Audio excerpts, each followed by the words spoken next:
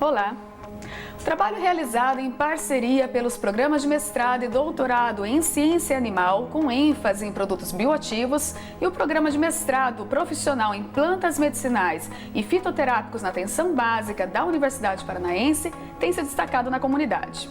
Os dois programas se uniram para desenvolver um projeto dentro da disciplina chamada de Educação Continuada no Ensino Médio, Sociedades e Comunidades. O objetivo dessa disciplina é incentivar os pós-graduandos a replicarem os conhecimentos adquiridos sobre a importância da biodiversidade brasileira nas escolas de ensino médio, comunidades ou sociedades.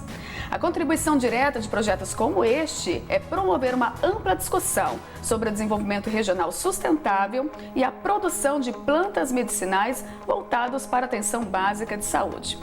Programa Saúde e Consciência dessa semana, vamos receber duas pós-graduandas. Uma delas é mestranda do programa de pós-graduação em Ciência Animal, com ênfase em produtos bioativos, e a outra é mestranda do programa de pós-graduação em plantas medicinais e fitoterápicos na atenção básica da Unipar. Elas irão nos contar sobre a atividade que foi desenvolvida com os grupos de gestante e de portadores de doenças crônicas não transmissíveis. É daqui a pouco, não saia daí!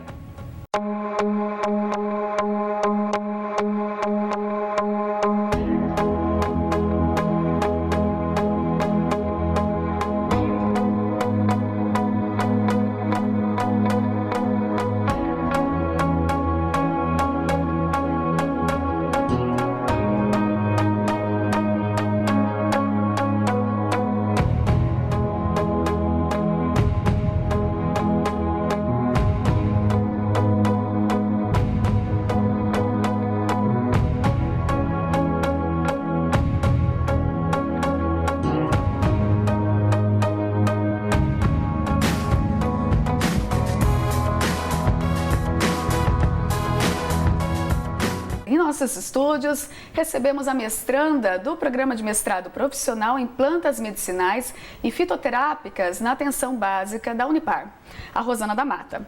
A Rosana é farmacêutica, formada pela Unipar, especialista em farmacologia pela UEM e em gestão em saúde também pela UEM. Atualmente, ela é chefe da divisão de assistência farmacêutica da Secretaria Municipal de Saúde de Umuarama, além de atuar como coordenadora farmacêutica do projeto de inserção de plantas medicinais e fitoterápicos na atenção básica de saúde da cidade de Umuarama. Rosana, é um prazer muito grande recebê-la em nossos estúdios para conversar sobre esse assunto, né, tão importante, tão interessante, que são os produtos naturais. Prazer é meu, obrigada pelo convite e pela oportunidade de estar abordando mais sobre esse tema aqui para toda a população de Umuarama. Ótimo. Rosana, você como aluna do mestrado, foi proposto dentro desse programa uma atividade que é muito interessante, que é levar esse conhecimento todo que vocês estão aprendendo, né, para a comunidade, para ser aplicado diretamente para eles.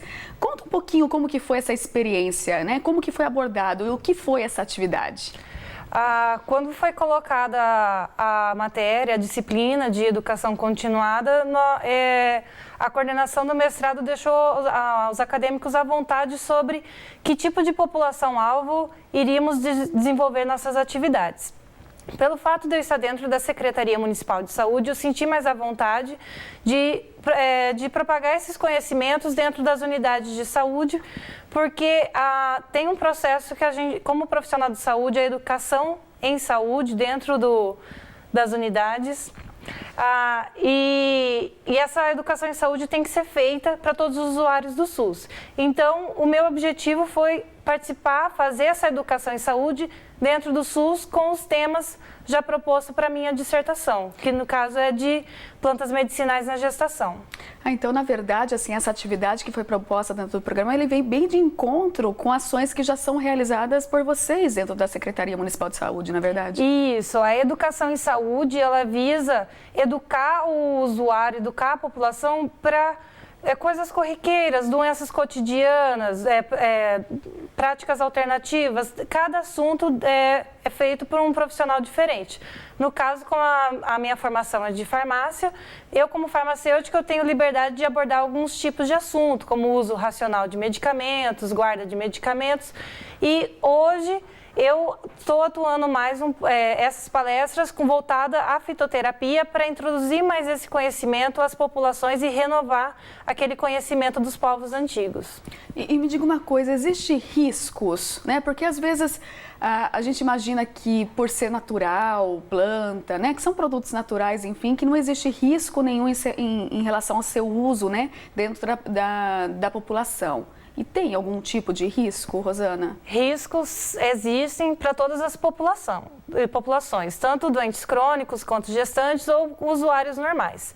Sempre deve haver a indicação correta, a dose certa, a quantidade a ser ingerida e para que finalidade e qual o efeito esperado a ser colhido pelo usuário. Então, reações adversas acontecem, plantas medicinais não é pelo fato que é da natureza, que é um produto vegetal que não tem contraindicações, existem muitas contraindicações e existe também muita toxicidade de algumas plantas. Então, deve ser sempre haver o conhecimento correto de cada tipo e sempre procurar o profissional da saúde habilitado para obter essas informações.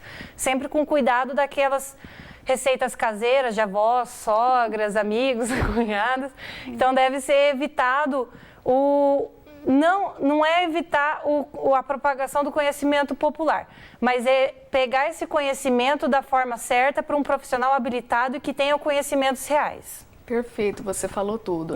É porque realmente isso traz uma certa preocupação, não é verdade? Porque as pessoas às vezes imaginam que o uso da planta, por ser natural, que não vai trazer problemas nenhum. E realmente é importante que você tenha avaliação por um profissional habilitado, que saiba, né? Por isso que o desenvolvimento de programas de mestrado como esse, que estão sendo ofertados pela Unipar, é tão importante. Nesses programas se avalia essa questão da toxicidade, para que você tenha realmente dados científicos que comprovem a utilização daquele produto específico na sua quantidade certa, na sua dose, com a sua indicação, sem trazer problemas maiores para os usuários.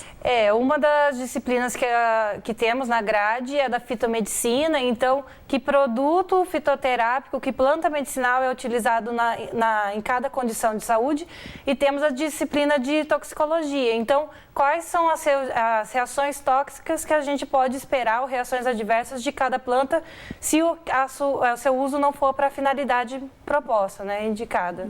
Perfeito. E me diga uma coisa, conta um pouquinho para a gente como que foi, vocês fizeram essa atividade, então, junto à comunidade, né, com essa educação continuada, e qual foi o público-alvo que você atingiu? Foram dois públicos. Uma parte foi feita com as gestantes, sobre o uso de plantas medicinais em gestantes, e esse tema veio pela grande... É um mito que os chás são abortivos. Então, toda gestante tem uma preocupação se aquele chá pode tomar, aquele chá não pode tomar, porque antigamente tinha aqueles chás, mais que as avós preparavam, um chá para fazer descer a menstruação, um chá para aliviar a cólica, e também tinham aqueles chás que eram utilizados com finalidades abortivas. Então, a gestante tem um desconhecimento e tem uma preocupação sobre os produtos que serão ingeridos, porque de modo que elas ingerem o produto, o bebê em formação também terá contato com esses produtos. Então, a preocupação é ingerir um produto que não cause mal para o seu feto. E a outra palestra foi desenvolvida com portadores de doenças crônicas não transmissíveis, que são aqueles hipertensos, portadores de diabetes, asma. Então, normalmente essa população é uma população com uma idade avançada, tem a presença de comorbidades como sedentarismo, obesidade.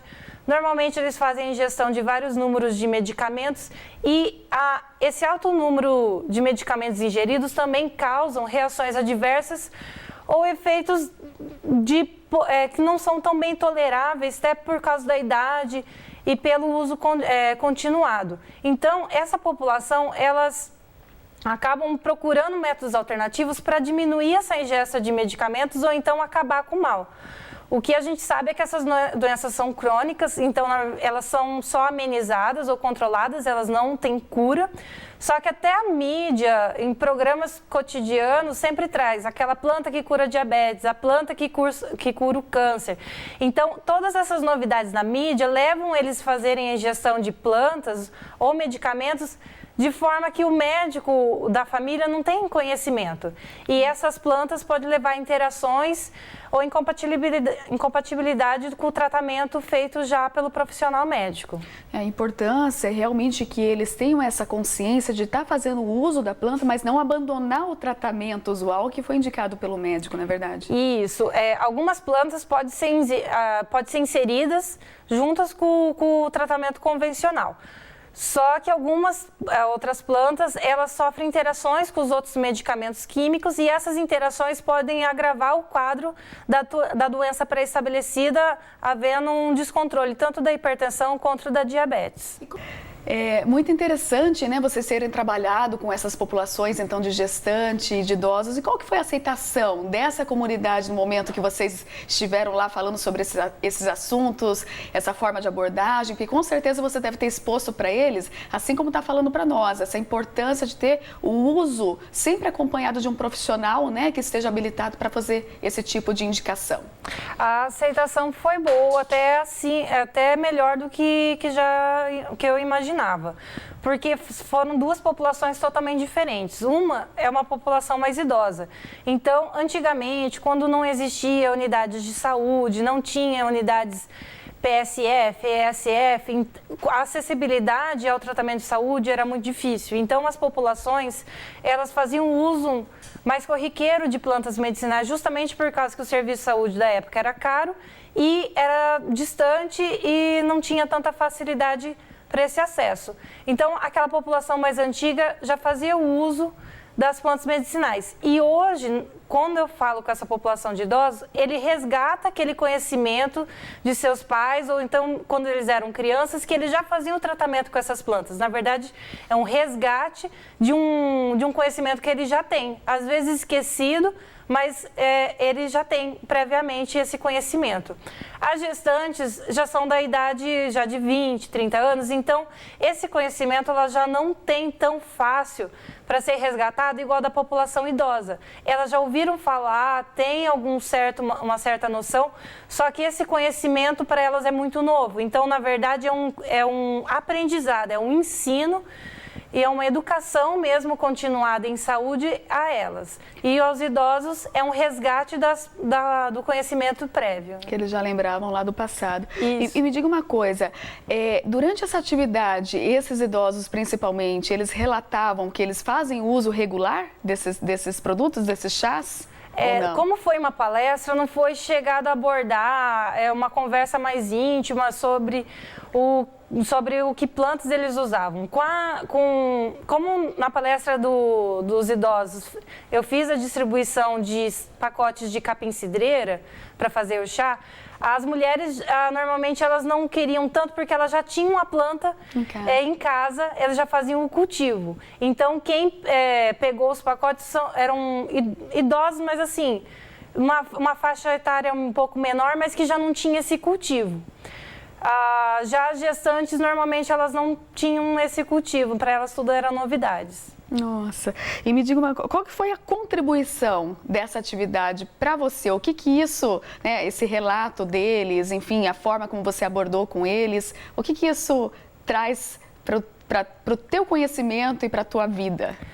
Para mim é algo muito gratificante que eu posso resgatar o objetivo da profissão. Que a profissão farmacêutica é aquele profissional detentora de conhecimento sobre medicamentos.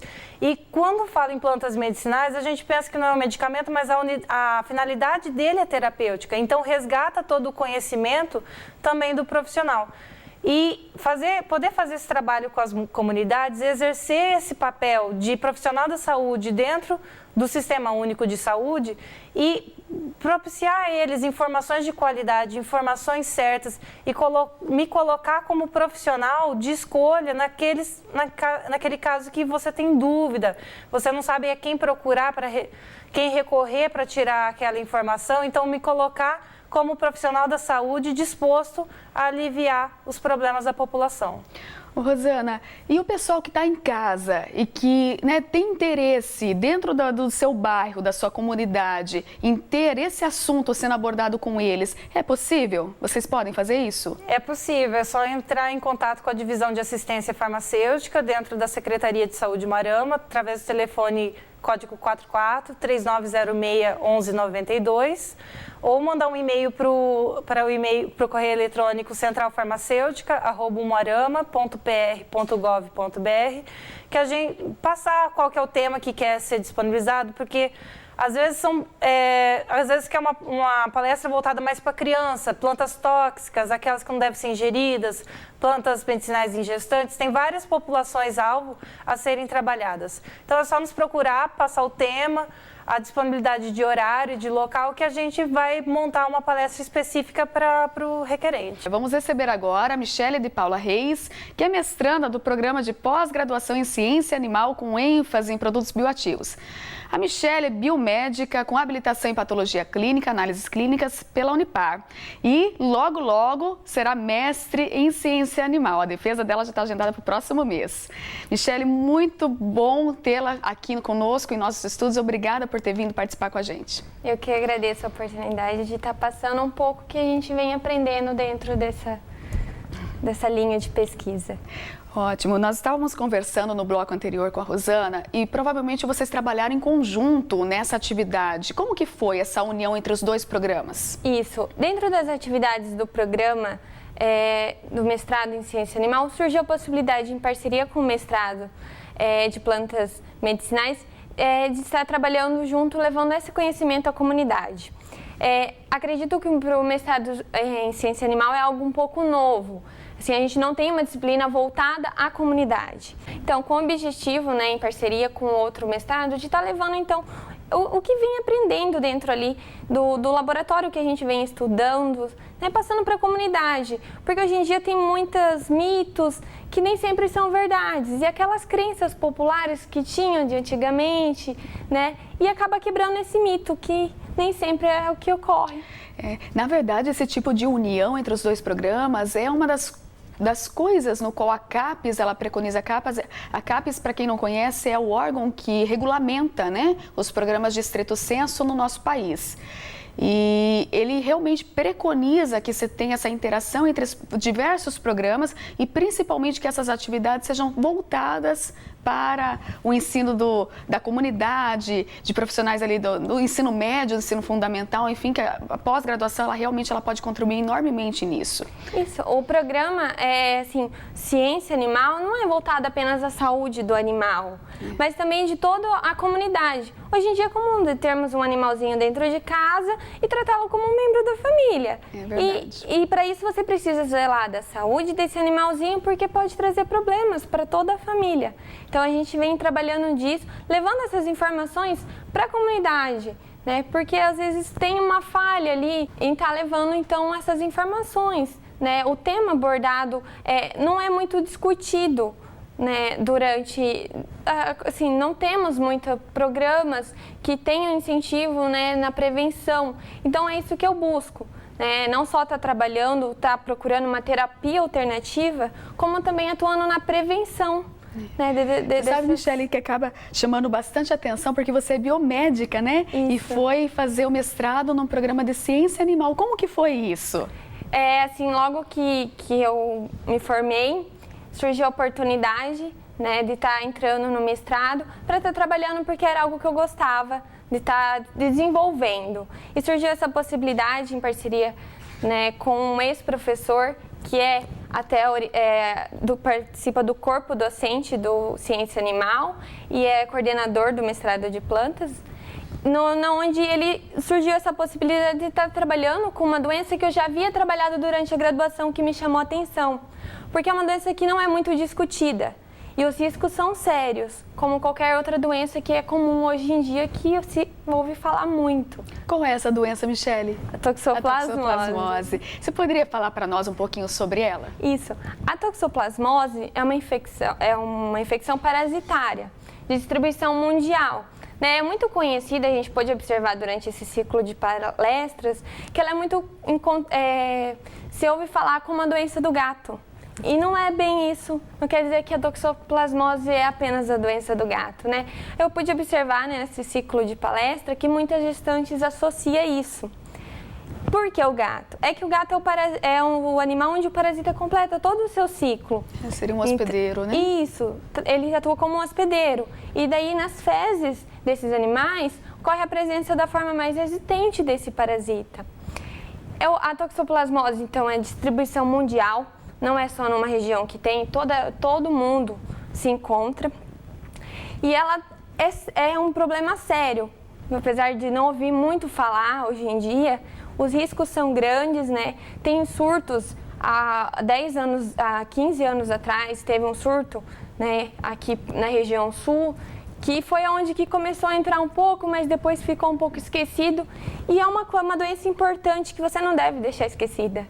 E daí é claro que quando se fala de educação continuada, desse ciclo de palestras, a população-alvo que você escolheu trabalhar foi gestante, não foi? Isso. Voltando assim, por que a gestante?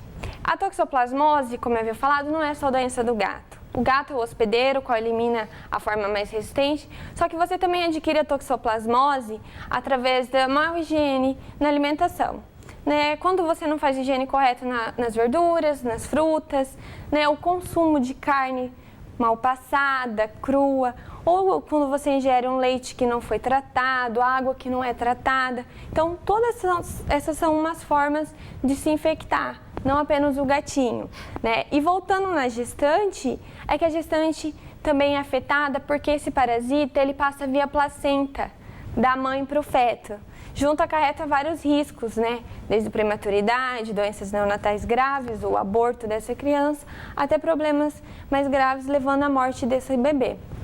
Claro, isso tudo deve ser avaliado junto com a avaliação de um profissional, né? A gestante deve procurar para estar fazendo os exames corretos, pois tudo depende do estágio dessa gestante. Foi no início da gravidez que foi constatado positivo para a doença? O risco no primeiro trimestre de gestação da mãe para o bebê de ser transmitidas não é tão alto, né? É uns 25%. Porém, os danos pro feto são altíssimos. Já no fim dessa gestação, no último trimestre, o que acontece? É o inverso.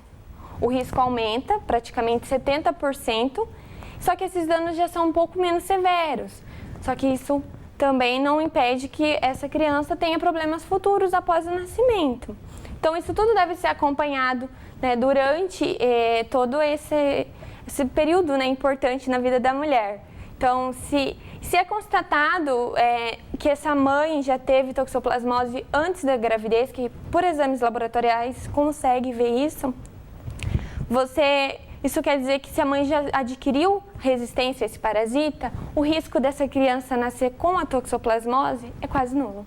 É praticamente nulo. Então, essa contaminação não é só no período gestacional, ela pode acontecer antes e a mulher acabar... Isso, e como eu havia falado, se essa mãe já teve essa resistência, o filho pode não nascer com essa deficiência desse parasita. Porém, ele não impede que futuramente ele possa estar adquirindo, né, por todas aquelas vias que eu havia comentado, né, pela ingestão ali, tudo isso é um meio que pode se está em conjunto, né? Isso, tá aparecendo. do indivíduo estar adquirindo. Né? E Michele, me conta uma coisa, como que é que a mulher que vai estar grávida, né, gestando, ela descobre que ela está com essa toxoplasmose? Então, a toxoplasmose, ela é uma doença assintomática, não se tem sintomas, né? Quando 10% dos indivíduos vão ter alguns sintomas. Sintomas esses pode ser confundido como uma gripe, uma dengue, porque são dores nas articulações, problemas de visão, manchas vermelhas pela pele. Então, são problemas muito associados com outras enfermidades que às vezes não recebem o tratamento adequado. Então, é muito difícil de você descobrir que você está com a toxoplasmose. No caso da gestante, o que eu venho ressaltando, né, nesse ciclo de palestra, no início, se tem a intenção dessa gestação, procure um médico, faz os exames para avaliar os riscos que se tem, o que deve tomar cuidado. Se aconteceu, logo que descobre, está procurando a unidade de saúde para estar realizando o pré-natal certinho, seguindo as orientações, fazendo os exames laboratoriais. É desconfortável, é chato, mas é fundamental, tanto para a mãe como para a criança depois. E os exames para toxoplasmose, elas fazem parte, né, dos exames requeridos durante o pré-natal como obrigatório, não é? Isso, ele entra dentro do pré-natal, onde vai avaliar, dependendo do período que essa gestante está, é realizado 2, 3 vezes, né, no período dessa gestação, para ter certeza de que essa criança não vai levar essa doença. Em termos assim de plantas, de produtos naturais fitoterápicos, tem algo dentro da literatura aí que possa ter algum indício dentro dessa área ou são coisas a se descobrir ainda? Tem estudos que vêm sendo realizados até aqui dentro da universidade, dentro desse meio de estar levando, né, o uso de um fitoterápico, né? Tem muito que se estudar, né? A nossa indicação é prevenir. É o melhor remédio por enquanto, mas há estudos que vêm sendo desenvolvidos, né? Eu trabalho com um estudo, não é um fitoterápico, mas é algo que pode ser associado a um fitoterápico, que é um futuro estudo que eu pretendo seguir para estar eliminando e erradicando totalmente essa doença, que hoje em dia não se tem um medicamento que faz total erradicação dessa doença. Ele elimina uma parte, você consegue controlar, mas não acabar com ela totalmente. E na verdade é isso mesmo, essa educação continuada, esse conhecimento que vai fazer com que a pessoa faça a prevenção e por isso o ciclo de palestra, na verdade. Isso. Aí a gente ressalta muito bem o risco, né? Tenta deixar de uma forma clara os riscos que pode levar para essa criança. Porque o público gestante, porque é um público de maior risco, né? Onde pode levar à morte, né, de uma criança por esse decorrer desse fato. Então, assim, a gente deixa bem claro também evitar, né, as formas de evitar, porque não é só o gato, como eu havia falado, tem outras formas. Até nesse ciclo de palestra, conversando, porque assim, elas ficam bem à vontade em conversar, porque como foi exames que realizou, uma ou outra comenta, o meu deu positivo, mas deu positivo porque eu já tinha antes da gestação, eu tive problema de visão, decorrente da toxoplasmose, também antes, mas eu não sabia de onde que se originou. Aí ela fica clara, pode ser de alguma forma que eu adquiri pela alimentação, né, pela higiene, que não foi adequado na época atrás. Toda essa forma a gente tenta levar um conhecimento claro para elas da importância de estar prevenindo, deixando também claro o uso de eu procurar a unidade para tirar as informações e estar fazendo o pré-natal certinho. Verdade. Parabéns, Michele, pelo trabalho que vocês desenvolveram. Parabéns à Rosana também, que já esteve conosco aqui no estúdio, né? Com certeza o trabalho, é fundamental essa educação continuada que vocês estão provendo para a comunidade, para melhorar esse grau de conhecimento. Então, parabéns. Eu agradeço a sua participação no nosso programa. Obrigada. Fernanda. A você que nos assiste, eu aguardo você na próxima semana. Até lá.